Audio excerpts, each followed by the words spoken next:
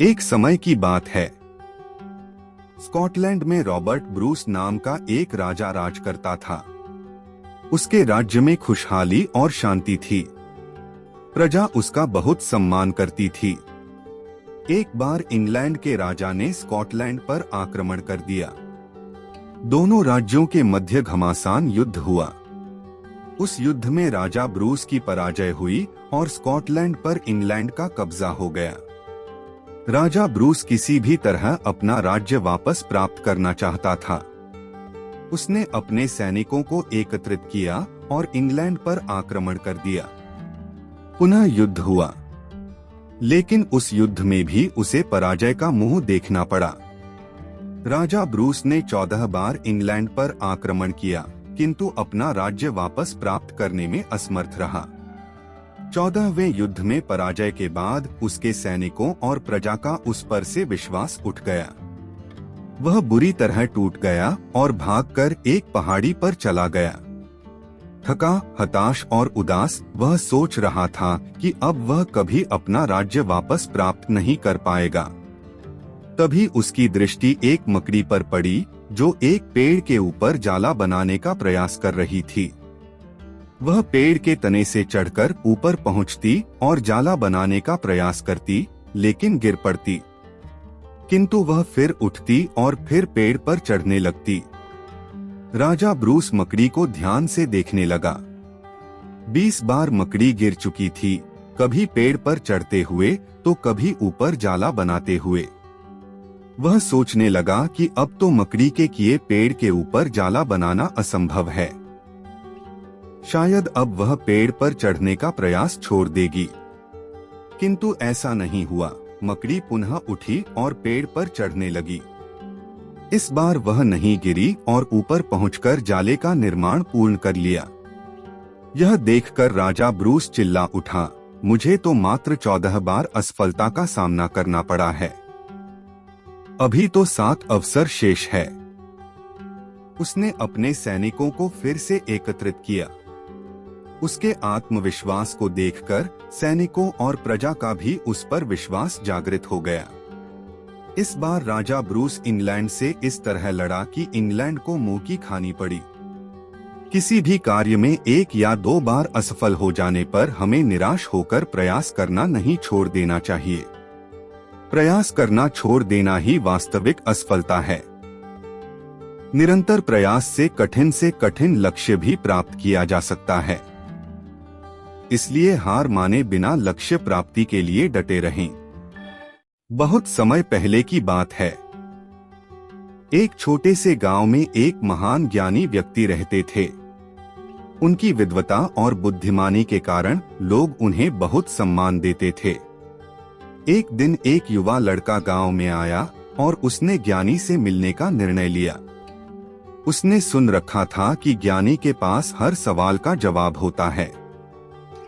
युवा लड़का ज्ञानी के पास गया और कहा, महाशय, मैंने सुना है कि आप बहुत बुद्धिमान हैं और मेरे पास आपसे पूछने के लिए 7 सवाल हैं। क्या आप मेरे सवालों का जवाब देंगे? ज्ञानी ने मुस्कुराते हुए कहा, हाँ, क्यों नहीं। पूछो अपने सवाल। पहला सवाल, सबसे महत्वपूर्ण चीज क्या है जिसे एक व्यक्ति को जीवन में पाना चाहिए? ज्ञानी ने उत्तर दिया, ज्ञान। ज्ञान ही वह प्रकाश है जो अंधकार को दूर करता है। दूसरा सवाल, हमारा सबसे बड़ा दुश्मन कौन है? ज्ञानी बोले, अज्ञान। अज्ञानता ही सभी समस्याओं की जड़ है। तीसरा सवाल, हमारा सबसे अच्छा मित्र कौन है? ज्ञानी ने उत्तर दिया, सच्चाई। सच्चाई हमेशा हमारे साथ होती है और हमें सही रास्ते पर ले जाती है। चौथा सवाल, सबसे महानता किसमें है? ज्ञानी बोले, दया। दया ही वह गुण है जो हमें इंसानियत की ऊंचाई पर ले जाता है।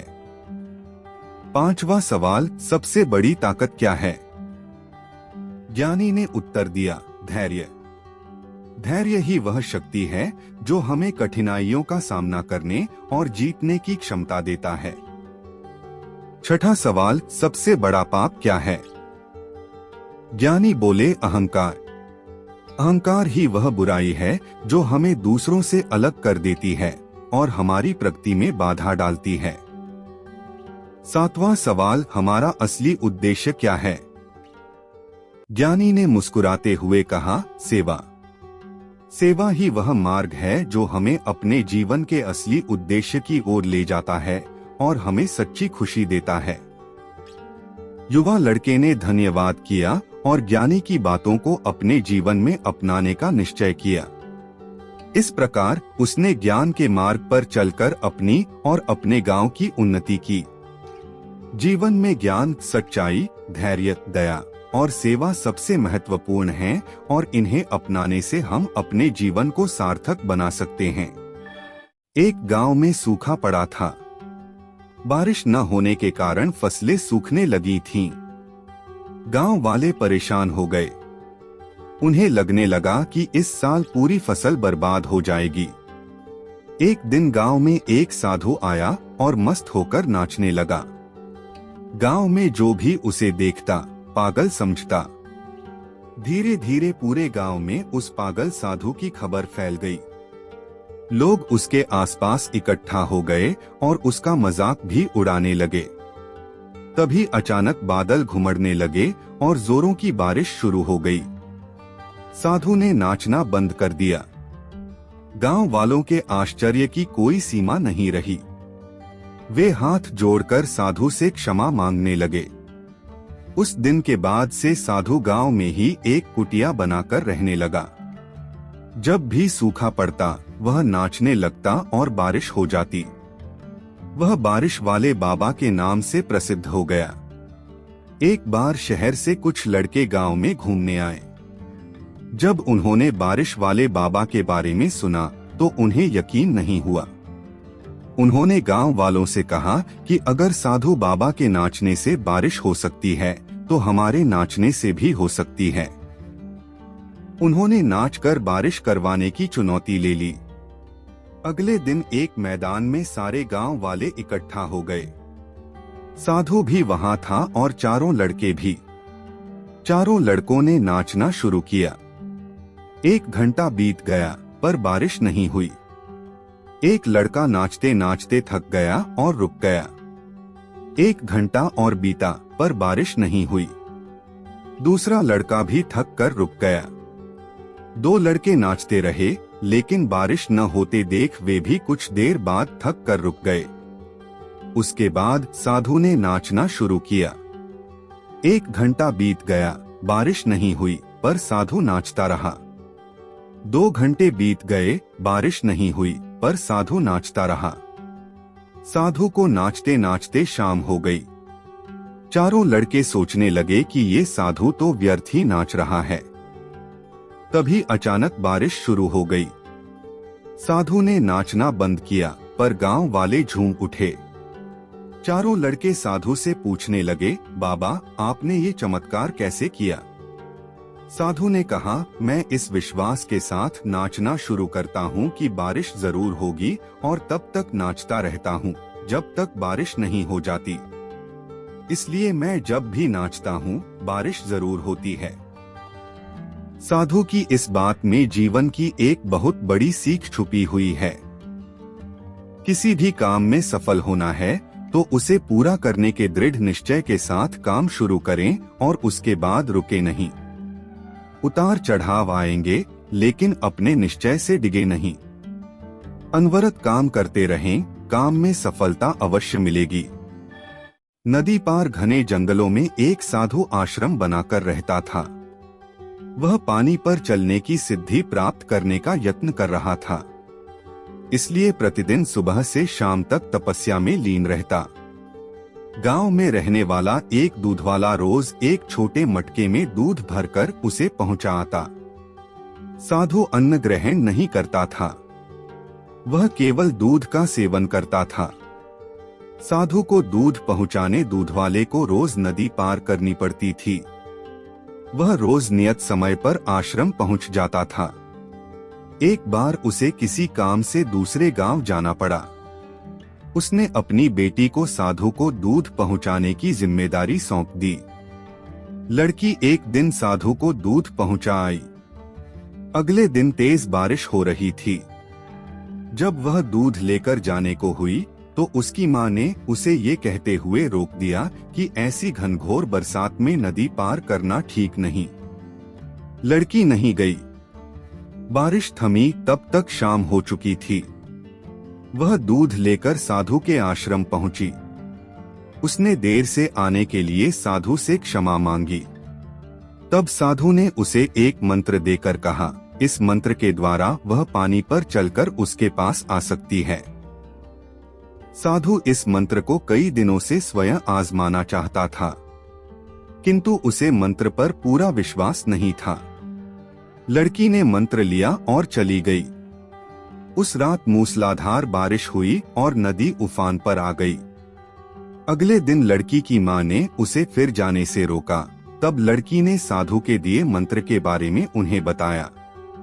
उस दिन मंत्र का जाप करते हुए उसने नदी पार कर ली। साधु के पास जब वह पहुंची तो उन्हें धन्यवाद देकर बोली, गुरुदेव, आपके मंत्र द्वारा आज मैं नदी पर चलकर सही समय पर आपके पास पहुंच सकी। आपका धन्यवाद। साधु चकित रह गया। उसे विश्वास ही नहीं था कि मंत्र काम कर जाएगा। वह लड़की के पीछे पीछे आश्रम से बाहर आया। उसने नदी किनारे खड़े होकर देखा कि लड़की पानी पर चलते हुए जा रही है। वह खुश हो गया कि वर्षों से पानी पर चलने की सिद्धि प्राप्त करने का उसका मनोरथ पूरा हो गया। मंत्र जपते हुए उसने नदी के पानी में पैर रखा, फिर खींच लिया। उसे पानी में उतरते डर लगा कि यदि मंत्र ने काम न किया तो क्या होगा। लेकिन जब उसने लड़की को नदी के पार सही सलामत पहुंचे देखा तो डरते डरते किसी प्रकार नदी के पानी में उतर गया। लेकिन थोड़ी ही देर में वह डूब गया। ऐसा क्यों हुआ? इसका कारण है विश्वास। साधु को इस बात का विश्वास ही नहीं था कि वह पानी पर चल सकेगा। वहीं लड़की को पूरा विश्वास था। इसी विश्वास के कारण वो नदी पार कर गई और संदेहों से घिरा साधु नदी में डूब गया। किसी भी काम में सफल होना है तो अपने हुनर के साथ ही अपनी सफलता पर भी विश्वास करना होगा। जिसे अपनी सफलता पर भरोसा ही नहीं, न वह पूरी लगन के साथ काम कर पाएगा, न पूरी मेहनत से। इसलिए विश्वास की शक्ति का महत्व कम न आके। ये विश्वास की शक्ति ही है कि लोगों ने ऊंचे ऊंचे पर्वत डिगा डाले। खुद पर विश्वास रखें, अपनी सफलता पर विश्वास रखें।